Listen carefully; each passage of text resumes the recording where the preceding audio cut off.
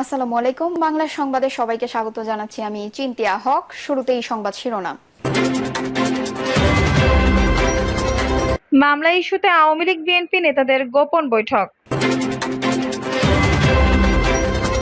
এদিকে 7 বছর পর খালেদা জিয়ার সঙ্গে বিদেশি কূটনীতিকদের বৈঠক। জানাবো প্রধানমন্ত্রী সীমাহীন ক্ষমতার পরিবর্তন করতে চায় বলছেন উপদেষ্টা। কেউ অপকর্ম করলে পুলিশকে অবহিত করুন বলছে যুবদলের জাহাঙ্গীর। জাতীয় সরকার ব্যবস্থায় দেশ পরিচালনা করতে চায় বিএনপি বলছেন তারেক রহমান।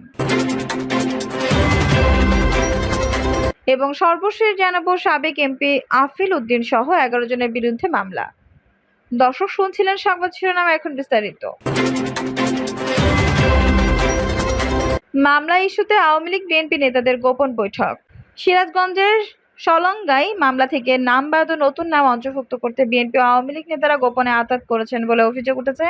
সম্প্রতি সলঙ্গা থানা বিএনপির সভাপতি ও জেলা বিএনপির সহসভাপতি মতিয়ার রহমান সরকারের সঙ্গে স্থানীয় কয়েকজন আওয়ামী লীগ নেতাদের গোপন বৈঠকের একটি ভিডিও সামাজিক যোগাযোগ মাধ্যমে ফেসবুকে ছড়িয়ে পড়েছে। সলঙ্গা থানার রামারচর এলাকার রয়্যাল রূপালী হোটেল বৈঠকটি হয় বলে জানা গেছে। খোঁজ নিয়ে জানা যায়, আওয়ামী লীগ সরকার পতনের আন্দোলন চলাকালে বিএনপি নেতাকর্মীদের উপর হামলা সহ বাসা বাড়ি ব্যবসা প্রতিষ্ঠান ভাঙচুর ও অগ্নিসংযোগের ঘটনা ঘটে। এসব ঘটনার পর বিশেষ সুবিধা নিয়ে মামলা থেকে বাঁচতে ও নতুন নাম অন্তর্ভুক্ত করতে 27 আগস্ট গভীর রাতে সলঙ্গা থানা বিএনপির সভাপতি ও জেলা বিএনপির সহসভাপতি মতিয়ার রহমান সরকারের সঙ্গে থানা আওয়ামী লীগের সহসভাপতি আব্দুর রশিদ, সলঙ্গা ইউনিয়ন পরিষদের সাবেক চেয়ারম্যান শফিক কামাল শফি, কেন্দ্রীয় যুবলীগের সাবেক সদস্য, থানা যুবলীগের সভাপতি ও সলঙ্গা ইউনিয়ন পরিষদের বর্তমান চেয়ারম্যান মোখলেসুর রহমান, আওয়ামী লীগের নেতা শামসুল আলম ও আনোয়ার হোসেনের গোপন বৈঠক হয়। নাম প্রকাশে অনিচ্ছুক স্থানীয় একাধিক বিএনপি নেতা বলেন, মামলা থেকে নাম বাদ দেওয়া ও নতুন নাম অন্তর্ভুক্ত করতেই গোপন বৈঠক অনুষ্ঠিত হয়েছে। এতে বিএনপির ভাবমূর্তি ক্ষুণ্ণ হচ্ছে। বৈঠকে অংশ নেওয়া বিএনপি নেতাদের বিরুদ্ধে দ্রুত সাংগঠনিক ব্যবস্থা নেওয়ার দাবি জানান তারা। সলঙ্গা থানা আওয়ামী লীগের সহ সভাপতি আব্দুর রশিদ গোপন বৈঠকে বিষয়টি স্বীকার করে জাগো নিউজকে বলেন, আমি একটু অসুস্থ, তবে ওই বৈঠকে তাদের কি বিষয়ে কথা হয়েছে সেটা তিনি বলেননি। সলঙ্গা ইউনিয়ন পরিষদের সাবেক চেয়ারম্যান ও আওয়ামী লীগ নেতা শফিক কামাল শফি বলেন, বিএনপি নেতা মতিয়ার রহমানের সঙ্গে আমাদের ব্যক্তিগত সম্পর্ক। সেই সম্পর্কের খাতিরে রামারচর এলাকার রয়্যাল রূপালী হোটেলে বসেছিলাম, তবে তবে আমাদের মামলা সংক্রান্ত কোনো আলাপ হয়নি। জানতে চাইলে সলঙ্গা থানা বিএনপি সহসভাপতি ও জেলা বিএনপি সহসভাপতি মতিয়ার রহমান সরকার বৈঠকের বিষয়টি স্বীকার করেন, তবে আওয়ামী লীগ নেতাদের সঙ্গে কোনো আঁতাত হয়নি বলে জানান তিনি। 7 বছর পর খালেদা জিয়ার সঙ্গে বিদেশি কূটনীতিকের বৈঠক।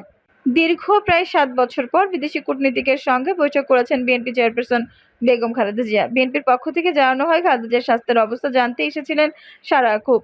সাবেক 3 বারের প্রধানমন্ত্রী ও রাজনৈতিক ব্যক্তিত্ব হওয়ার দেশের বর্তমান পরিস্থিতি ও আগামী নির্বাচন নিয়েও বৈঠকে আলোচনা হয়েছে। বিএনপির একটি সূত্র বলছে, খালেদা জিয়া উন্নত চিকিৎসার জন্য লন্ডন যেতে পারেন, কারণ সেখানে তার বড় ছেলে বিএনপির ভারপ্রাপ্ত চেয়ারম্যান তারেক রহমানের পরিবার ও ছোট ছেলে আরাফাত রহমান কোকোর পরিবার থাকে। উল্লেখ্য, 2018 সালের 8 ফেব্রুয়ারি দুর্নীতি 2 মামলায় দণ্ডপ্রাপ্ত হওয়ার পর 2020 সালের 25 মার্চ অস্থায়ী জামিন পান খালেদা জিয়া। কারাদণ্ড হওয়ার পর 6.5 বছর এক প্রকার কারাবন্দী ছিলেন বিএনপি চেয়ারপারসন। 2024 সালের 5 আগস্ট দেশের পট পরিবর্তনের পর তিনি স্থায়ী মুক্তি পেলে বিদেশি কোনো কূটনীতিকের সঙ্গে এটাই তার প্রথম সাক্ষাৎ। প্রধানমন্ত্রী সীমাহীন ক্ষমতার পরিবর্তন করতে চায় বলছেন উপদেষ্টা। সংবিধানে প্রধানমন্ত্রী সীমাহীন ক্ষমতার পরিবর্তন করতে চান বলে জানিয়েছেন অন্তর্বর্তীকালীন সরকারের ডাক, টেলিযোগাযোগ ও তথ্য প্রযুক্তি এবং তথ্য ও সম্প্রচার উপদেষ্টা নাহিদ ইসলাম। নাহিদ ইসলাম বলেন, দেশে যে রাজনৈতিক ধারা অব্যাহত আছে তা সংস্কার প্রয়োজন, পাশাপাশি রাষ্ট্র কাঠামোর সংস্কারও করতে হবে। আমাদের রাষ্ট্র কাঠামো এক ব্যক্তি কেন্দ্রিক হয়ে গেছে। এখানে সংবিধান প্রধানমন্ত্রীকে এমন ক্ষমতা দিয়েছে যা সীমাহীন। আমরা সবার সঙ্গে আলোচনা করে এই ধারা পরিবর্তন করতে চাই। কেউ অপকর্ম করলে পুলিশকে অবহিত করুন বলছে যুবদলের জাহাঙ্গীর। জাতীয়তাবাদী যুবদলের কেন্দ্রীয় সাবেক সহ-সভাপতি ও ঢাকা 18 আসনে গত উপনির্বাচনে ধানের শীষের প্রার্থী এস.এম. জাহাঙ্গীর হোসেন বলেছেন, দ্ব্যর্থহীন ভাষায় বলতে চাই, সাংগঠনিকভাবে, দল ও ব্যক্তিগতভাবে সব প্রকার অন্যায়, অপকর্ম, চাঁদাবাজি, দখলবাজির বিরুদ্ধে জিরো টলারেন্স নীতি অবলম্বন করি। দল বা আমার নাম ব্যবহার করে কেউ কোনো অপকর্ম করতে চাইলে আইনশৃঙ্খলা বাহিনীকে অবহিত করুন। সার্বিক সহযোগিতা করব। ঢাকা 18 আসনের জনগণকে নিশ্চিত করতে চাই, এই আসন হবে মাদক, চাঁদাবাজি, দখলবাজি ও দুর্নীতিমুক্ত। জাহাঙ্গীর বলেন, বিএনপিতে কোনো চাঁদাবাজের ঠাঁই হবে না। কেউ যদি ব্যক্তিগতভাবে দলীয় নির্দেশে অমান্য করে কোনো অপকর্মে লিপ্ত হয় তাহলে সেই দায় দল বা আমি নেব না। দল থেকে তাদের বিরুদ্ধে সাংগঠনিক ব্যবস্থা গ্রহণের জন্য অনুরোধ করব এবং তাদের বিচারের জন্য আইনশৃঙ্খলা বাহিনীকে সহায়তা করব। তিনি বলেন, ঢাকা ১৮ আসনে গত ২ যুগেরও বেশি সময় ধরে আমি বিএনপিকে সুসংগঠিত করতে নিরলসভাবে কাজ করে যাচ্ছি। তারই ফলশ্রুতিতে গত নির্বাচনে ধানের শীষের প্রতিনিধি হিসেবে মনোনয়ন প্রদান করেছে। স্বাভাবিকভাবেই আমার সঙ্গে হাজারো নেতাকর্মী যোগাযোগ রেখে দলীয় কার্যক্রম পরিচালনা করে। কিন্তু লক্ষ্য করেছি কয়েকটি গণমাধ্যম উত্তরায় চাঁদাবাজি, দখলবাজির কাল্পনিক ঘটনা উল্লেখ করে প্রতিবেদন প্রকাশ করেছে। দুর্ভাগ্যজনকভাবে সেখানে আমার নাম জড়ানো হয়েছে, যা খুবই দুঃখজনক। অসত্য ও ভিত্তিহীন অভিযোগকে বানোয়াট উল্লেখ করে এর তীব্র নিন্দা ও প্রতিবাদ জানান তিনি। জাহাঙ্গীর বলেন, উত্তরে আবদুল্লাহপুর প্রাণের বাংলাদেশ নামক পত্রিকা অফিস উচ্ছেদ ও লুটতরাজের যে অভিযোগ আনা হয়েছে সে বিষয়ে আমি মোটেও অবগত ছিলাম না। ওই ঘটনা জানার পর অভিযোগকারী পত্রিকার ভারপ্রাপ্ত সম্পাদক ও অভিযুক্ত মিলনকে ডেকে এনে বিষয়টি জানার চেষ্টা করি। পরবর্তীতে খবর পাই তারা নিজেরা দুই পক্ষকে বসিয়ে বিষয়টি মীমাংসা করেছে। ওই অফিসটি দীর্ঘদিন বিএনপির স্থায়ী কার্যালয় হিসেবে পরিচিত ছিল। এরপর আওয়ামী লীগ ক্ষমতায় আসার পর সেটি দখল করে তারা আওয়ামী লীগ কার্যালয় হিসেবে ব্যবহার করে। আমি প্রাণের বাংলাদেশ পত্রিকার প্রতিনিধির কাছে জানতে পারি গত ৫ আগস্ট হতে অফিসটি তারা ব্যবহার করা শুরু করেছিল। ভবিষ্যতে আমার সংক্রান্ত কোনো প্রকার সংবাদ প্রচারের পূর্বে সেটার সত্যতা যাচাই করে নেওয়ার জন্য সাংবাদিকদের কাছে বিনীত অনুরোধ রইল। কোনো ব্যক্তির বিরুদ্ধে অসত্য সংবাদ প্রচার করলে তার ব্যক্তিগত সামাজিক মর্যাদাহানি হয়। জাতীয় সরকার ব্যবস্থায় দেশ পরিচালনা করতে চায় বিএনপি, বলছেন তারেক রহমান। জনগণের সমর্থন নিয়ে বিএনপি আগামীতে জাতীয় সরকার ব্যবস্থায় দেশ পরিচালনা ও দ্বিকক্ষ বিশিষ্ট পার্লামেন্ট সংবিধানে সংযুক্ত দেখতে চায় বলে মন্তব্য করেছে দলটির ভারপ্রাপ্ত চেয়ারম্যান তারেক রহমান। তারেক রহমান বলেন, আমার পূর্বসূরীরা রণাঙ্গনে যুদ্ধ করে একটা স্বাধীন দেশ আমাদের দিয়েছেন। এই যুদ্ধ জয়ের মূল শক্তি ছিল প্রশ্নহীন জাতীয় ঐক্য। দুঃখজনক হলো সত্যি যে স্বাধীনতার পর আমরা সেই ঐক্যের শক্তিকে কাজে লাগাতে পারিনি। অত্যাবশ্যকীয় একটা জাতীয় সরকারের পরিবর্তে আওয়ামী লীগের দলীয় সরকার ক্ষমতায় আসার দেশ বিভক্ত হয়ে পড়েছে প্রথম দিন থেকেই। ফলে একটা বিরাট অংশ ইচ্ছে থাকা সত্ত্বেও দেশ গঠন কোনো অবদান রাখতে পারেনি। বিএনপির ভারপ্রাপ্ত চেয়ারম্যান বলেন, আমরা দেখেছি কিভাবে একটি দলের লোকজন সর্বত্র বিচরণ করে আর অন্য সবার অবস্থান হয়ে পড়ে তুচ্ছ আর গৌণ। ফলে একটা বিশাল জনগোষ্ঠীর সেবা থেকে দেশ বঞ্চিত হয়। তিনি বলেন, স্বাধীনতার পরপর জাতীয় ঐক্যের শক্তিকে ব্যবহার না করে যে সুযোগ সেদিন হাতছাড়া করা হয়েছে, আগামী দিনে আমরা সেটার পুনরাবৃত্তি করতে চাই না। জনগণের সমর্থন নিয়ে বিএনপি আগামীতে জাতীয় সরকারের মাধ্যমে দেশ পরিচালনা দেখতে চায়। তারেক রহমান আরো বলেন, দেশের মানুষের জন্য গণতন্ত্র আর ভোটাধিকার পুনরুদ্ধারের সংগ্রামে যারা অংশগ্রহণ করেছেন তারা সবাই আগামীতে দেশ পরিচালনায় অংশগ্রহণ করবেন, যেন দেশ তাদের অবদানের সুফল থেকে বঞ্চিত না হয়। তিনি বলেন, আমাদের আরো একটি গুরুত্বপূর্ণ সংস্কার পরিকল্পনার কথা দেশবাসীকে জানানো প্রয়োজন মনে করছি। দেশে প্রথাগত রাজনীতির সঙ্গে সম্পৃক্ত নন, কিন্তু দেশ গঠন, উন্নয়ন ও পরিচালনায় অংশগ্রহণ করতে চান এমন অসংখ্য জ্ঞানী-গুণী শিক্ষক, শিল্পী, সাহিত্য, সাংবাদিক, গবেষক, চিকিৎসক, বিশেষজ্ঞ, মানবাধিকার কর্মী মানবতা কর্মী রয়েছেন, কিন্তু বর্তমান সাংবিধানিক কাঠামোতে তাদের পক্ষে সংসদের সদস্য হিসেবে অবদান রাখার সুযোগ নেই। তাদের সেবা আর অবদান দেশের কাজে লাগাতে বিএনপি পৃথিবীর অনেক দেশের মতো আমাদের দেশে উচ্চ কক্ষ সহ দ্বিকক্ষ কক্ষ বিশিষ্ট পার্লামেন্ট ব্যবস্থা সংবিধানে সংযুক্ত দেখতে চাই। বিএনপির ভারপ্রাপ্ত চেয়ারম্যান বলেন, আমি বিনয়ের সঙ্গে শুধু আমাদের আগামীর পরিকল্পনা আর সদিচ্ছার কথা জানতে পারি, কারণ আমরা জানি দেশের মানুষের সমর্থনই কেবল আমাদের পরিকল্পনা বাস্তবায়নে সহায়তা করতে পারে।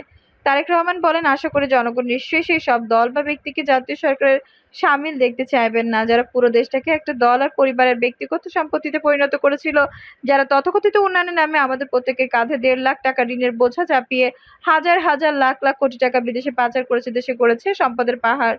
গুম, খুন, হামলা, মামলা, নির্যাতন দেশের মানুষের জীবন নাভিশ্বাস তুলেছে। নিত্য প্রয়োজনীয় জিনিসপত্র, ডাল, চাল, লবণ, তেল, ওষুধের দাম মানুষের ধরাছোঁয়ার বাইরে নিয়ে গেছে। আইন, বিচার, নির্বাহী বিভাগ সহ রাষ্ট্রের সবগুলো স্তম্ভ ভেঙে গুঁড়িয়ে দিয়েছে তিনি। তিনি বলেন, এমনকি পালিয়ে যাওয়ার পূর্ব মুহূর্তে শত শত নিরীহ মানুষের রক্ত রঞ্জিত করেছে বাংলাদেশের রাজধানী থেকে প্রতিটি জেলা উপজেলা। জনগণ নিশ্চয়ই সে জালেমদের জাতীয় সরকারে অন্তর্ভুক্ত দেখতে চাইবেন না। গত ১৭ বছরের বিরামহীন আন্দোলনে বিএনপি সব পর্যায়ের নেতাকর্মীর অংশগ্রহণ ও দলের প্রতি তাদের অবিচল আস্থার জন্যই সবাইকে অভিনন্দন জানিয়ে তারেক রহমান বলেন, আপনার আত্মত্যাগ আর অবদান মুষ্টিমেয় হঠকারীর অপকর্মে ক্ষতিগ্রস্ত হতে কেন দেবেন?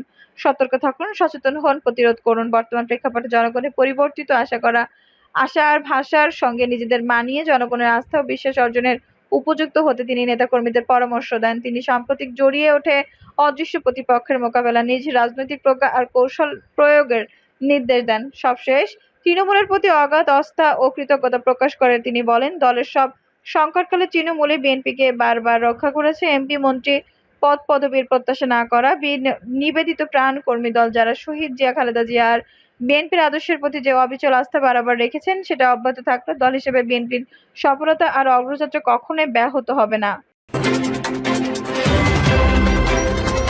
সাবেক এমপি আফিল উদ্দিন সহ 11 জনের বিরুদ্ধে মামলা। বিএনপি নেতা হত্যার হুমকি। বিএনপি নেতাকে হত্যার হুমকি, চাঁদাবাজি ও লুটপাটের অভিযোগে ঘটনার 2 বছর পর যশোর 1 শার্শা আসনের সাবেক সংসদ সদস্য শেখ আফিল উদ্দিন সহ 11 জনের বিরুদ্ধে মামলা হয়েছে।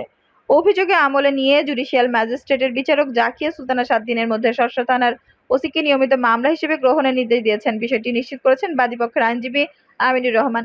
শেখ আফিল উদ্দিন 2008 সাল থেকে আওয়ামী লীগের টানা 4 সংসদ সদস্য ছিলেন।